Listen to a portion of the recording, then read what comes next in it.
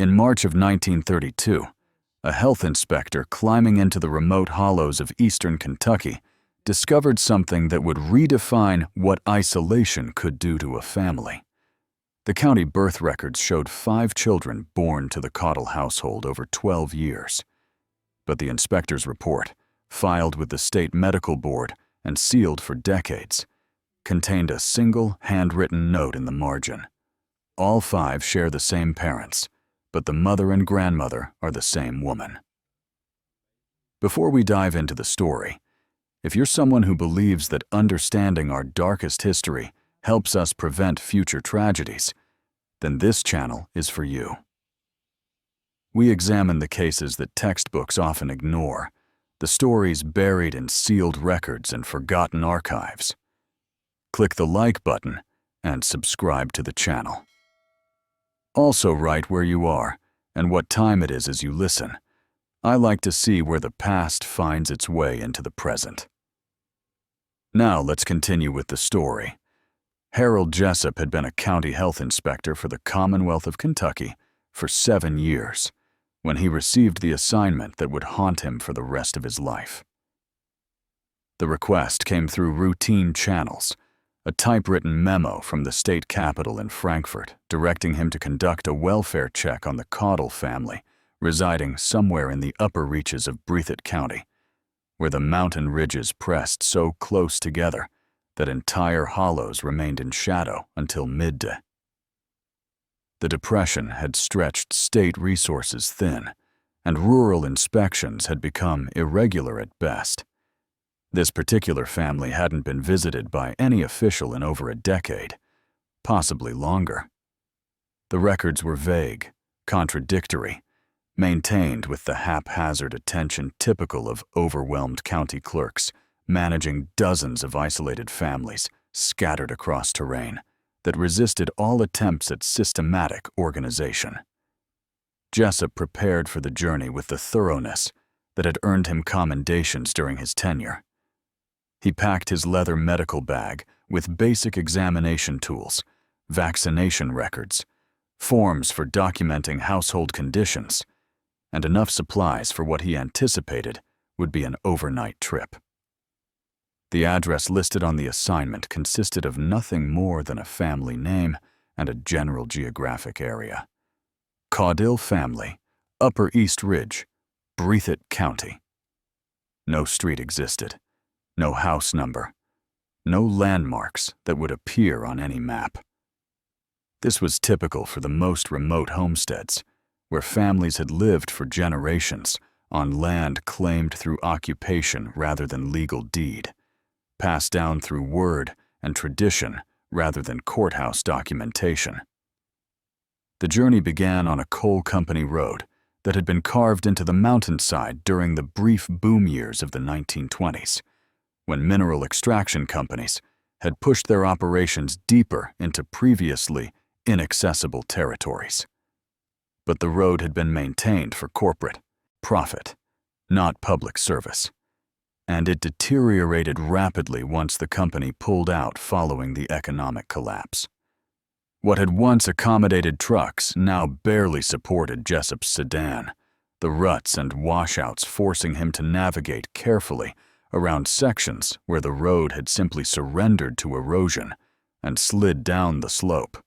After 2 hours of slow progress, the road finally ended at what had once been a coal loading station, now abandoned and slowly being reclaimed by vegetation. Jessup parked his vehicle and continued on foot, following directions provided by the county office. Follow the old logging trail north until it splits. Take the eastern fork. Continue until you reach a creek crossing. Then look for a footpath marked by 3 stacked stones on the uphill side.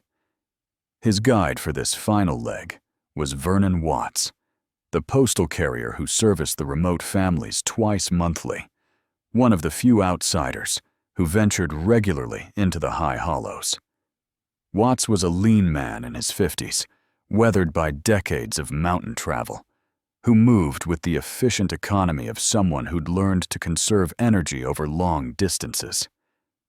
He carried a walking stick carved from hickory, worn smooth by years of use, and he set a pace that Jessup struggled to match, despite being 20 years younger. As they climbed, Watts shared what little he knew about the Caudle family. Ezra Caudle, the household patriarch, collected supplies from a drop point about a mile below his property. Watts left packages there and picked up outgoing mail, rare as it was. He'd seen Ezra perhaps 30 times over 8 years, always the same brief, wordless exchange. "He's not a talker," Watts explained, his breathing steady despite the steep incline. "Mountain folk can be quiet, but Ezra takes it to another level. Never asks about weather, crops, nothing. Just takes his goods and leaves." Watts had never been invited to the cabin itself, nor had he asked to visit. Mountain culture valued privacy above almost all other considerations, and interfering in another family's business violated codes that ran deeper than written law. But Watts admitted he'd always found something unsettling about the Caudle arrangement. The children he'd glimpsed on rare occasions didn't seem quite right. They moved strangely, looked different from other mountain children, though he couldn't articulate exactly how. Once, several years earlier, he'd mentioned his concerns to men at the general store in the settlement below. They'd listened in silence, their faces carefully neutral. Then someone had changed the subject to tobacco prices. The message was clear. Whatever happened on Ezra Caudle's property was Ezra Caudle's business. The trail switchbacked up the eastern face of a ridge that seemed to climb forever, each turn revealing another stretch of steep ascent through thick forest that pressed in from both sides. Jessup's city-bought boots, adequate for walking county roads, proved inadequate for the rocky, root-crossed path. He slipped twice, catching himself on tree trunks, feeling the burn in his thighs as muscles unaccustomed to such sustained climbing began to protest. 3 hours after leaving his vehicle, they finally emerged into a clearing that felt less like an arrival and more like a wound in the forest. The surrounding trees stopped abruptly at an invisible boundary, leaving an open space of perhaps 2 acres where a cabin stood in stark isolation. The structure appeared to have been built in stages over many years, starting with a core of hand-hewn logs, dark with age and weather, then expanded with additions that used progressively cruder materials. The roof consisted of split wooden shingles, many of them curling or missing entirely, patched in places with what looked like flattened tin cans.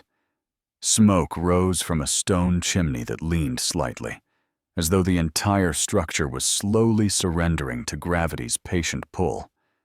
The clearing itself showed signs of subsistence farming, a vegetable garden surrounded by a makeshift fence of stacked branches, several chickens scratching in the dirt, a lean-to structure that probably housed a pig or goat, though Jessup couldn't see any animals from where he stood. Everything about the scene spoke of profound isolation, of a family that had turned inward, away from the outside world, creating a self-contained existence that required almost nothing from the society beyond the ridge. A man emerged from the cabin as Jessup and Watts approached. Ezra Caudle was tall, perhaps 6 feet 2 inches, with a raw-boned frame that suggested both strength and deprivation. His clothes hung loosely on a body that carried no excess weight. Patched work pants held up by rope suspenders, a homespun shirt that had faded to a nondescript gray. But it was his eyes that arrested Jessup's attention, pale blue, almost colorless in the morning light, studying the visitors with an intensity that held no warmth, no welcome, no curiosity, just assessment, calculation, the look of someone determining threat levels and necessary responses. Ezra said nothing for a long moment, standing in the cabin doorway like a sentinel, his presence declaring that this property, this family, existed under his authority alone. Behind him, through the open door, Jessup caught glimpses of movement in the cabin's dark interior, shadows that suggested multiple people, but revealed no details. The silence stretched uncomfortably, broken only by the wind moving through the surrounding trees and the distant call of a crow. When Ezra finally spoke, his voice carried the distinctive flattened vowels and dropped consonants of deep mountain dialect, a way of speaking that had evolved in isolation from standard English, preserving linguistic patterns from centuries earlier while developing its own unique variations. "Don't need no inspection," he stated, the words coming slowly, as though speech itself was a resource to be conserved. "Families, well, don't need no government concern." Jessup introduced himself, explained his official capacity, and cited the legal authority granted to health inspectors conducting wellness checks on families with minor children. Kentucky law, he stated carefully, gave him the right to verify the health and safety of all children in the household. The birth records indicated at least 3 children under the age of 12, possibly more.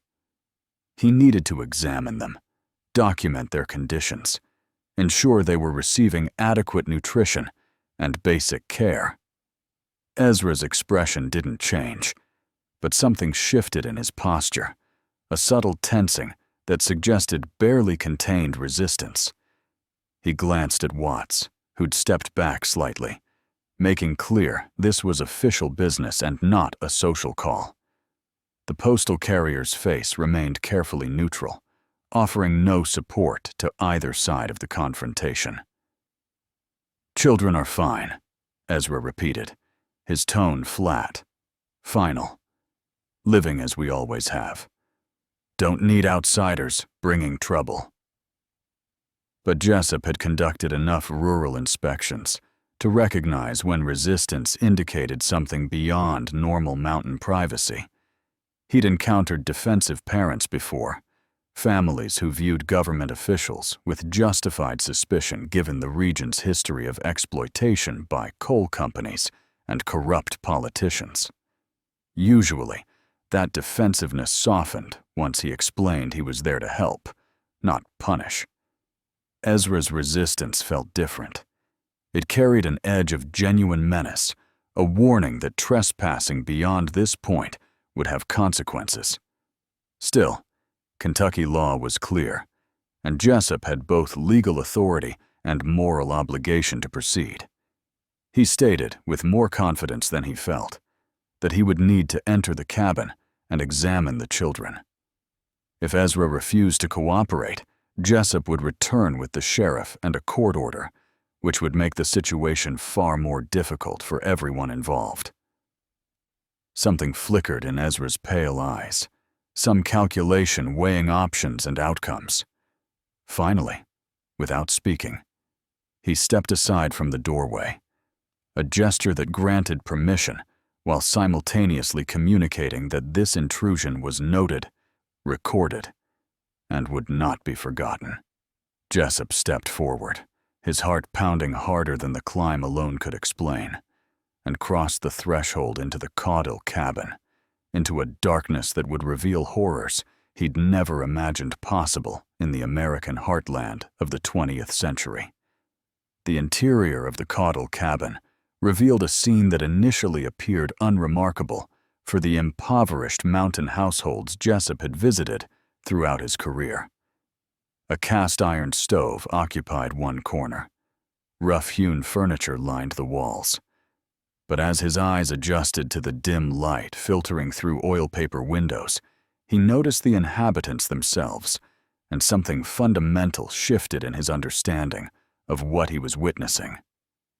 2 women sat near the stove, both sharing Ezra's sharp cheekbones and narrow build. The younger couldn't have been more than 30, though her worn hands suggested decades of hard labor. The older woman, perhaps 50, watched Jessup with an expression he couldn't decipher. 3 children huddled near the far wall, their ages difficult to determine. One boy appeared around 10, but had the physical proportions of a much younger child. A girl who might have been 7 or 8 stared at him with eyes that seemed too large for her face. Jessup began his standard examination, asking to see the children's vaccination records, inquiring about their schooling, checking for obvious signs of malnutrition or abuse. Ezra answered most questions with terse negatives. No, the children had never attended school. The nearest was 15 miles away. No, they had no vaccination records. Yes, they had enough to eat from their garden and livestock. When Jessup asked for the children's names and birth dates, Ezra gestured toward the younger woman. "That's Sarah. She'll tell you." Sarah's voice emerged barely above a whisper as she recited information that Jessup carefully noted in his inspection book.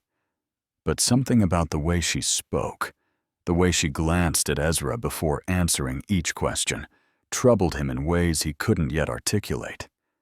The older woman, introduced simply as Martha, said nothing throughout the entire visit. She kept her attention fixed on some needlework in her lap, though Jessup noticed her hands had stopped moving. Back at the county office 3 days later, Jessup began the tedious work of cross-referencing his notes with official records. The birth certificates for the Caudle children existed, filed properly with the county clerk. But as he laid them out across his desk, inconsistencies began emerging like fault lines in bedrock. Sarah Caudle was listed as mother on all them certificates spanning 12 years. Yet no father's name appeared on any of them. The certificates indicated Sarah herself had been born in 1902, making her barely 15 when the first child arrived. He pulled the marriage records. No marriage license existed for any Sarah Caudle in Breathitt County. He checked the death records, thinking perhaps she'd been widowed. Nothing. Then he requested Sarah's own birth certificate, and when it arrived from the State Archive in Frankfurt, he sat staring at the document for a full minute before reaching for the telephone. Sarah's birth certificate listed Ezra Caudle as father and Martha Caudle as mother. The woman he'd assumed was Sarah's mother was actually her sister. And the man standing in that doorway, the patriarch who controlled every word spoken in that cabin, was father not just to Sarah and Martha, but to every child in that household across 3 generations. The family tree didn't branch outward. It coiled back upon itself in a loop that violated every biological and moral boundary Jessup had believed inviolate. Jessup's telephone call to the State Medical Board in Frankfurt brought Dr. Raymond Pritchard, a physician specializing in hereditary conditions, to Breathitt County within the week. Together they made the 3-hour climb back up the mountain, this time with legal authority compelling the Caudle family to submit to medical examination. Ezra met them at the clearing's edge, his face carved from stone. But Kentucky law left him no choice but to comply. What the medical examination revealed transformed a case of suspected abuse into something far more scientifically disturbing. The 5 children ranged in age from 3 to 14, but each displayed physical abnormalities that Dr. Pritchard documented with clinical precision in his leather-bound examination journal. The oldest boy, Thomas, had a pronounced curvature of the spine and legs that bowed inward, at angles that made walking difficult. His cognitive function, Pritchard noted, appeared severely limited. He could not answer simple questions about his age or the current season. The 7-year-old girl, Rebecca, possessed the enlarged cranium characteristic of hydrocephalus, though the condition had somehow not proved fatal. Her vision was severely impaired, her eyes clouded with congenital cataracts. The youngest child, a boy of 3 called Samuel, had not yet learned to walk and showed no interest in doing so, content to drag himself across the cabin floor using only his arms. But it was the household structure itself that revealed the true horror of what had transpired on this isolated mountain. Through careful questioning, Pritchard pieced together a timeline that made Jessup's stomach turn. Sarah had borne her first child at 15, fathered by Ezra. She'd given birth to 4 more over the following years, each with progressively more severe abnormalities. Martha, younger than Sarah by 3 years, had also begun bearing Ezra's children at age 16. 2 of her offspring had died in infancy, according to whispered admissions, buried somewhere on the property in unmarked graves. The women existed in a state Pritchard described in his notes as conditioned captivity. They had never traveled beyond the ridge, neither could read or write. They spoke only when Ezra granted permission, and even then in voices that carried the flatness of profound resignation. Sarah, at 30, moved with the defeated posture of a woman twice her age. Martha's hands shook constantly, a tremor Pritchard attributed to chronic malnutrition and psychological trauma rather than any neurological condition. When Pritchard asked Sarah directly about her relationship to Ezra, she simply stated he was her father, and the father of her children, as though this arrangement carried no more moral weight than commenting on the weather. The concept that this might be wrong, illegal, or harmful seemed entirely foreign to her understanding. She had known no other life, no other possibility of existence. The mountain had been her entire world, and Ezra had been its sole authority. Ezra himself refused to answer any questions beyond confirming basic facts. He showed no remorse, no shame, no recognition that his actions had created a genetic catastrophe. When Pritchard attempted to explain the medical consequences of inbreeding, Ezra simply turned away and began splitting firewood. Each strike of the axe a declaration that he recognized no law but his own. The doctor's report, filed with both state medical authorities and the county prosecutor, used language rarely seen in official documents. Willful genetic destruction through repeated incestuous assault across multiple victims and generations. The question that haunted investigators wasn't just how this had happened, but how it had continued undetected for nearly 2 decades.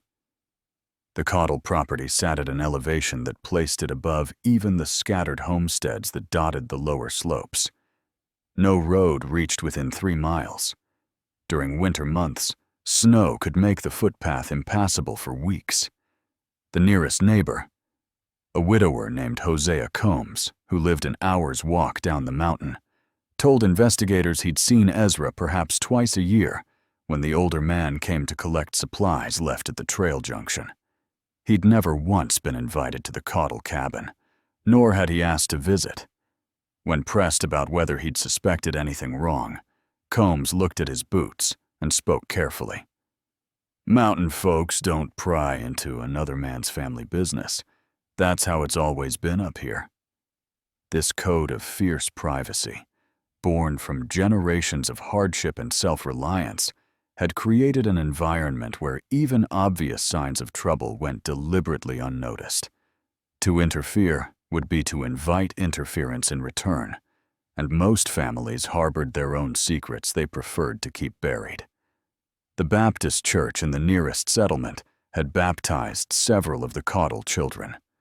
Reverend Marcus Thorne, who'd held the position since 1926, remembered performing the ceremonies, but claimed ignorance of the family's true structure. The baptismal records listed only the children's names and approximate ages, with no documentation of family relationships. When investigators questioned why he hadn't inquired further, Thorne stated that he'd assumed the children belonged to various relatives living together, a common enough arrangement during the Depression, when extended families pooled resources for survival. The economic collapse of 1929 had further isolated the family. government services, already thin in rural Kentucky, had been cut to the bone. Health inspections that might have occurred every 2 years now happened only when specific complaints arose. The Cottle family generated no complaints because no one from the outside world witnessed their daily existence long enough to recognize what was unfolding. Even the county clerk who'd filed the birth certificates had noticed the irregularities, but dismissed them as clerical errors or mountain folk confusion about dates and relationships. The mountain had protected Ezra's crimes, not through malice, but through indifference, isolation, and a culture that valued privacy above all other considerations.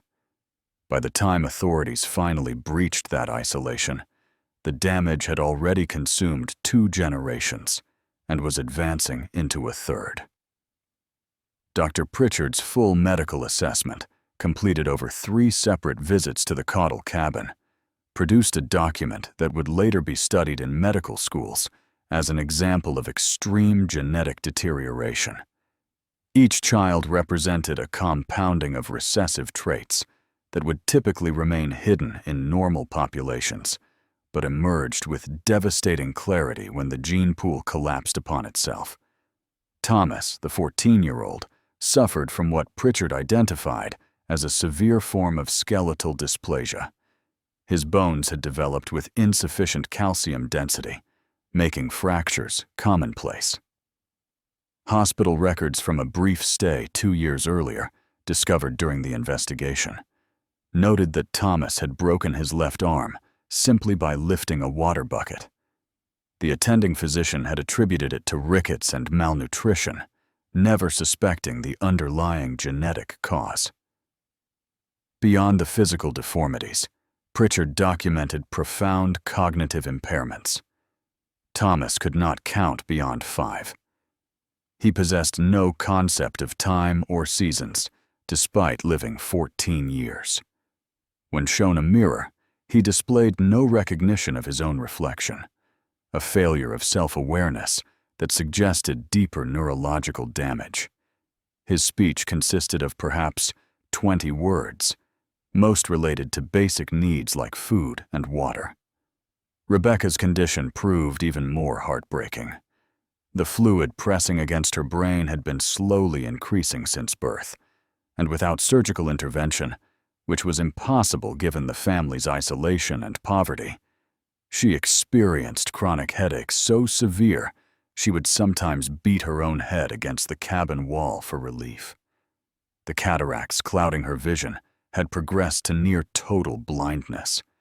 Pritchard estimated she could distinguish only between light and darkness. Yet she'd developed an acute sensitivity to sound, turning her head toward voices with an accuracy that suggested her brain had compensated for the lost vision by enhancing other senses. The younger children showed their own catalog of afflictions. 9-year-old Joseph had been born with a cleft palate so severe that eating solid food remained difficult. His speech was nearly incomprehensible, even to his own family. 6-year-old Esther possessed fingers that had fused together in the womb, creating hand structures that resembled mittens more than functional appendages. She could grasp objects only clumsily, dropping them frequently. 3-year-old Samuel represented perhaps the most severe case. His legs had developed with bones so malformed that they could never support his weight. His spine curved in ways that compressed his internal organs, leading to chronic digestive problems and breathing difficulties. Pritchard's examination revealed an enlarged heart, struggling to pump blood through a circulatory system compromised by multiple structural abnormalities. The doctor privately estimated Samuel would not survive beyond age 10. What made these conditions particularly tragic was their preventability. Had even one generation married outside the immediate family, the genetic damage would have been diluted, potentially avoiding the most severe manifestations. Instead, Ezra had created a closed loop where harmful recessive genes met their matches with each pregnancy. expressing themselves in increasingly catastrophic combinations. Pritchard's report included a section that would be quoted in medical journals for decades. The human genome requires diversity to maintain integrity. When that diversity collapses to a single lineage, repeatedly folding back upon itself, the results are not merely predictable, but inevitable. These children are not anomalies of nature, but mathematical certainties of genetic mathematics, gone terribly wrong. The State Medical Board, upon receiving the full documentation, immediately classified the case as a public health emergency, requiring intervention at the highest level. The legal machinery of Kentucky ground slowly in 1932, particularly when confronting a case without clear precedent. County Prosecutor Daniel Harrigan found himself navigating statute books that addressed incest as a crime, but offered little guidance for situations involving multiple victims across extended time frames. The laws assumed discrete incidents between adults, not systematic abuse spanning nearly 2 decades with children born as living evidence. Harrigan's first obstacle emerged immediately.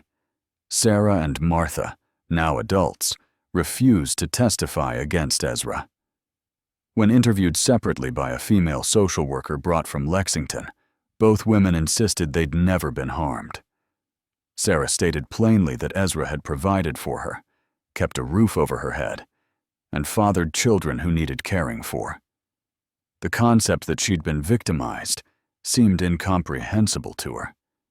She'd known no other father, no other man, no other possible life configuration. Martha proved even more resistant to intervention. She wouldn't speak at all in Ezra's presence and could barely whisper responses when alone with investigators. Her hands shook violently during questioning, and twice she fainted when pressed for details about when the abuse had begun. The psychological damage ran so deep that extracting testimony appeared impossible without causing further harm. The children themselves could provide no useful witness statements. Thomas lacked the cognitive capacity to understand questions about his parentage. Rebecca, blind and suffering, could only confirm that Ezra was her father, a fact that, held no suspicious weight in her limited understanding. The younger children simply parroted whatever Sarah told them to say. Harrigan then confronted a second problem that threatened to derail the entire prosecution. Kentucky law in 1932 defined incest specifically as relations between parent and child, or between siblings. But the law remained silent on the status of children born from such unions. Were Sarah's children legally considered Ezra's children or his grandchildren? The distinction mattered enormously for determining which specific statutes applied. Several law professors consulted by the state attorney general admitted the situation existed in a legal gray zone that had never been properly addressed. Ezra himself, when finally brought to the county courthouse for questioning, sat in silence for most of the proceeding. He'd retained no attorney, claimed he needed none, and refused to acknowledge the authority of the court to interfere in his family affairs. When Judge Clement Breckenridge directly asked if he understood he'd fathered children with his own daughters, Ezra simply stated, "They're my family. I provided for them. That's all that matters." The judge, visibly shaken, ordered a psychiatric evaluation to determine Ezra's competency to stand trial. The evaluation, conducted over 2 days by Dr. William Kendrick from the state hospital, concluded that Ezra suffered from no mental defect or illness that would impair his understanding of right and wrong. He simply rejected the premise that his actions were criminal. In Kendrick's assessment, Ezra possessed a moral framework entirely divorced from societal norms, constructed through isolation and unchecked patriarchal authority. By April of 1932, 3 months after the initial inspection, the case remained legally stalled. Prosecutors had abundant evidence but uncooperative victims, They had a defendant who acknowledged the facts but denied any wrongdoing. And they had 5 severely damaged children who required immediate intervention regardless of whether criminal charges could successfully proceed. While prosecutors wrestled with legal technicalities, the children's physical conditions continued deteriorating at alarming rates.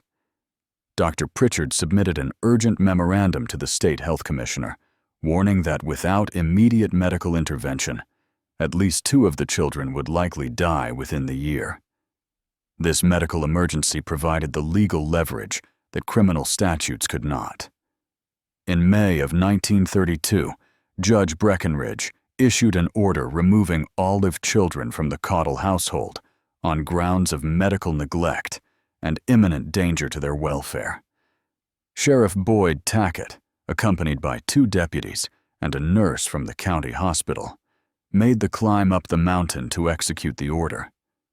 What they encountered was Sarah blocking the cabin doorway, her thin frame planted like she could physically prevent the removal of her children through sheer will. The scene that unfolded traumatized everyone present. Rebecca, sensing the disturbance, began screaming with such intensity that she vomited. Thomas grabbed a piece of firewood and swung it wildly, striking one deputy across the shoulder before being restrained. Young Esther clung to Sarah's legs with her fused fingers, wailing in terror.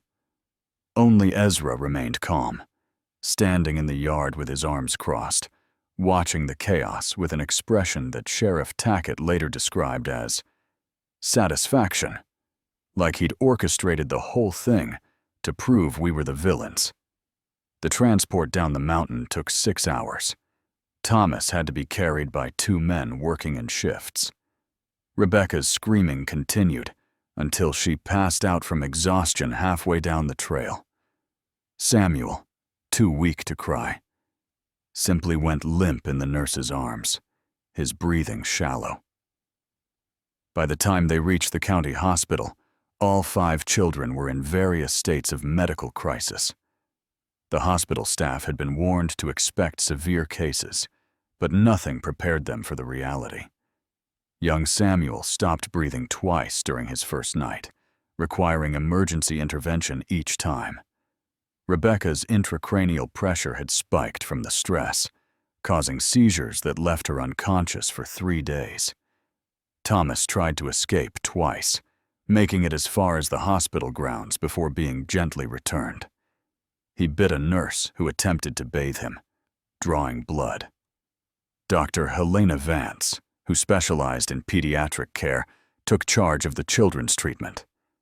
Her nursing notes, preserved in hospital archives, reveal the staggering scope of their medical needs. Thomas required surgical intervention to prevent his spine from collapsing further. Rebecca needed a shunt installed to drain the excess fluid from her skull, a risky procedure with high mortality rates. Joseph's cleft palate demanded reconstruction surgery he should have received years earlier. Esther's fused fingers could potentially be separated, though the surgery would be painful and the outcome uncertain. But beyond the physical ailments, Dr. Vance noted something even more disturbing in her psychological assessments. The children possessed no conception of the world beyond their mountain. They'd never seen a town, never encountered more than a handful of people, never experienced electric lights or running water. Rebecca asked repeatedly for Sarah, her voice hoarse from crying. Thomas wouldn't eat food prepared by strangers, convinced it was poisoned. They existed in a state of profound developmental deprivation that rivaled their genetic damage. Samuel, the youngest and most fragile, died on his 4th night in the hospital.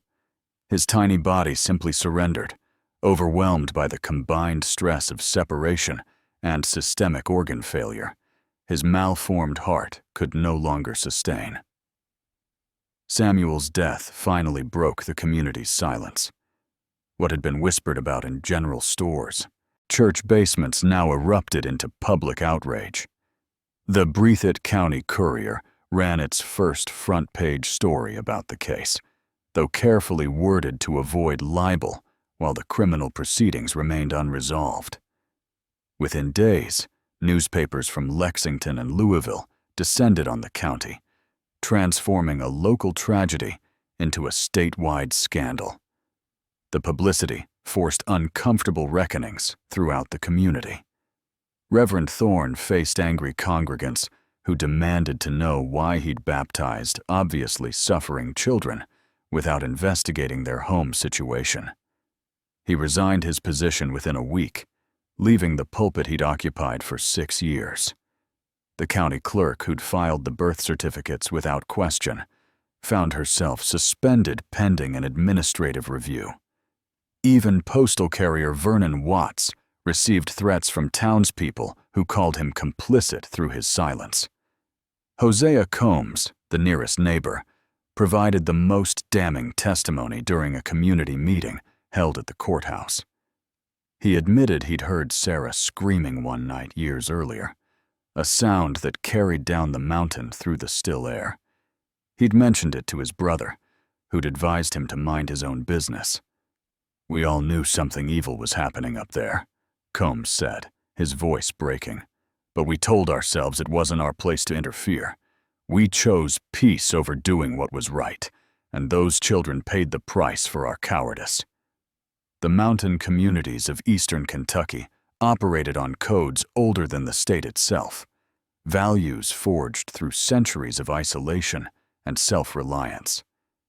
But Samuel's small coffin, buried in the county cemetery because Ezra refused to claim the body, represented the ultimate failure of those codes. The old ways had protected a monster and destroyed innocence. Sarah and Martha remained on the mountain throughout this upheaval, though social workers visited weekly to assess their well-being. Sarah had withdrawn into near-complete silence after the children's removal. She spent her days sitting in the cabin doorway, staring down the trail as though expecting them to return. Martha's condition worsened dramatically. She stopped eating regularly and lost weight her thin frame couldn't spare. When a social worker suggested they might leave, find lives away from Ezra, Sarah looked at her with genuine confusion.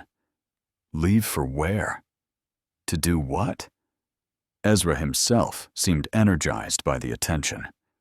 He began making trips down to the settlement, something he'd rarely done before, apparently enjoying his newfound notoriety. He'd sit outside the general store, daring anyone to confront him directly. Most people crossed the street to avoid him. Those who did speak to him reported that he showed no remorse whatsoever, insisting he'd done nothing wrong and that the state had stolen his children. In July of 1932, the prosecutor finally assembled enough evidence to proceed with criminal charges. The indictment listed 4 counts of incest and 5 counts of child endangerment. Ezra was arrested without incident and held on $10,000 bond, an amount impossible for him to raise. His trial was scheduled for September, and the entire county waited to see whether justice could be extracted from a case that had exposed the darkest possibilities of human isolation and unchecked authority.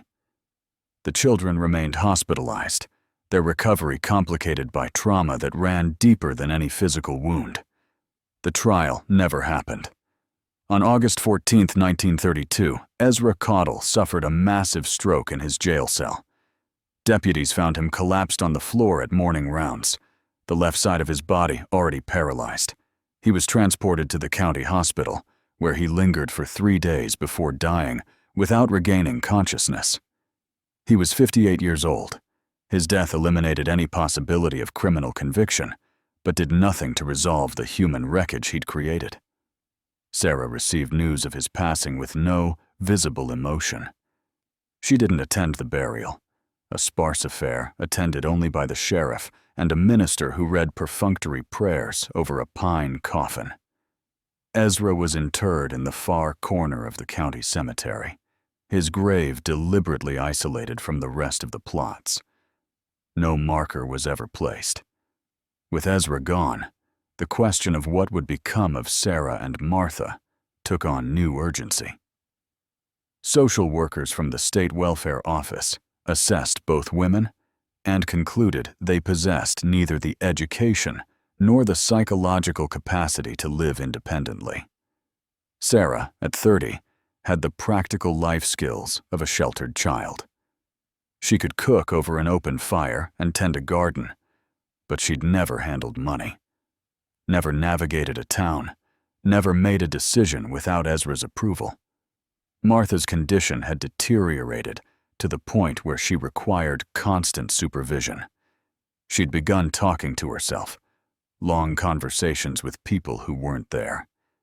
The state arranged for both women to be placed in the Kentucky Training Home for the Feeble-Minded in Frankfort, a sprawling institution that housed over 800 residents by 1933. The name reflected the era's crude understanding of mental disability, making no distinction between intellectual impairment and psychological trauma. Sarah and Martha were classified as morons in the official paperwork, a technical term of the period that measured supposed intelligence levels. Their departure from the mountain came on a cold morning in October. Sarah took one bundle of possessions: clothing, a worn Bible she couldn't read, and a photograph of the children taken during one of Dr. Pritchard's visits. Martha brought nothing. They rode in the back of a state vehicle, watching the only landscape they'd ever known disappear behind them. Neither spoke during the 4-hour journey to Frankfort. The institution would be their home for the remainder of their lives. Records show Sarah adapted better than Martha to the regimented environment. She worked in the laundry and proved reliable at simple, repetitive tasks. Staff notes describe her as quiet, compliant, and deeply sad. She asked about her children constantly during the first year, less frequently as time passed. She never fully grasped that what Ezra had done to her was wrong. In her understanding, he'd been her father and her husband, two roles that never conflicted in the closed world of that mountain cabin. Martha's mental state continued its collapse. By 1934, she'd stopped speaking entirely. She spent her days rocking in a chair by a window, occasionally making sounds that approximated humming. Institutional physicians diagnosed her with what they termed dementia praecox, an early classification for what would later be understood as schizophrenia, though her condition likely stemmed from profound untreated trauma rather than organic brain disease. The children's fate proved equally grim. Rebecca died in 1935 from complications related to her hydrocephalus. The shunt installed to drain fluid had become infected, and her weakened immune system couldn't fight the resulting sepsis. She was 11 years old. Thomas was transferred to a state facility for the mentally disabled, where he lived in near-total institutionalization until his death from pneumonia in 1941 at age 23. Joseph and Esther survived into adulthood, but never left institutional care. Joseph's speech remained severely impaired despite surgical repairs to his palate, and his cognitive limitations prevented any form of independent living. Esther learned to use her partially separated fingers with some dexterity, but struggled with tasks requiring fine motor control. Both remained wards of the state until their deaths in the 1950s. The Caudle cabin stood empty on its mountain ridge, gradually surrendering to weather and time. By 1940, the roof had collapsed. By 1950, only the stone chimney remained standing, a monument to nothing anyone wanted to remember. The Caudle case disappeared from public consciousness almost as quickly as it had emerged. By 1933, the Depression dominated headlines, and a tragedy in rural Kentucky seemed less urgent than widespread economic collapse. The official records were sealed by court order in 1935, ostensibly to protect the surviving children's privacy, but effectively burying evidence of systemic failures that had enabled the horror. Those records remained sealed until 1972, when Dr. Margaret Hoffman, a geneticist researching hereditary disorders at the University of Kentucky, petitioned for access while compiling case studies of extreme genetic bottlenecking. What she discovered in those dusty archived files shocked her despite decades of studying human genetics. The Caudle case represented one of the most severe examples of sustained inbreeding documented in American medical history. Hoffman's analysis, published in the Journal of Medical Genetics in 1974, examined the case through a modern scientific lens. She calculated that the children born to Sarah and Martha possessed what's called a coefficient of inbreeding exceeding 0.25, meaning they were more genetically similar to themselves than typical siblings. The probability of harmful recessive genes expressing themselves approached mathematical certainty. Every pregnancy represented a genetic dice roll where the odds were catastrophically stacked against a healthy outcome. The study became required reading in medical genetics programs, though the family name was changed to protect descendants. Hoffman's work demonstrated how geographic isolation, poverty, and patriarchal control could create conditions where basic genetic principles manifested with brutal clarity. The human genome, shaped by hundreds of thousands of years of diverse breeding populations, simply cannot sustain multiple generations of such extreme inbreeding without catastrophic breakdown. But beyond the genetics, the case exposed failures that extended throughout society. The legal system of 1930s Kentucky possessed no framework for addressing multigenerational sexual abuse. The medical establishment had spotted signs of genetic trouble in hospital records as early as 1928, but never investigated the underlying cause. The religious community had baptized obviously suffering children without asking difficult questions. The neighbors had chosen silence over intervention. Harold Jessup, the inspector whose routine visit had uncovered the nightmare, left government service in 1934.